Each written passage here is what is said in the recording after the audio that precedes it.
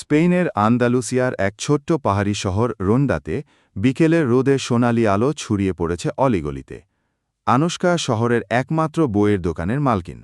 প্রতিদিনের মতোই তার প্রিয় কবিতার বইগুলো সাজাচ্ছিলেন। হঠাৎ দরজার ঘণ্টা বেজে উঠল, আর প্রবেশ করল বিরাট, স্যাঁতসেঁতে চোখ আর বুনো হাসি নিয়ে। সে বলল, আনুশকার চোখে চোখ রেখে, এই বইটা খুঁজছিলাম অনেক দিন ধরে। সেই দিন থেকেই শুরু হলো এক খুনসুটি ভরা রোম্যান্স। তারা বিকেলগুলো কাটাত কবিতা পড়ে, মাঝে মাঝে তর্ক করত কোন কবি বেশি রোমান্টিক, লোরকা না নেরুদা। কখনো বিরাট আনুশকার চুলে চুমু খেত, আবার আনুশকা হঠাৎ বিরাটের কানের কাছে ফিসফিস করে বলত, তুমি আমার প্রিয় চরিত্র হয়ে উঠেছ। এক সন্ধ্যায় বৃষ্টি পড়তে পড়তেই দুজনেই দোকানের পেছনের ছোট্ট কামরায় ঢুকে গেল।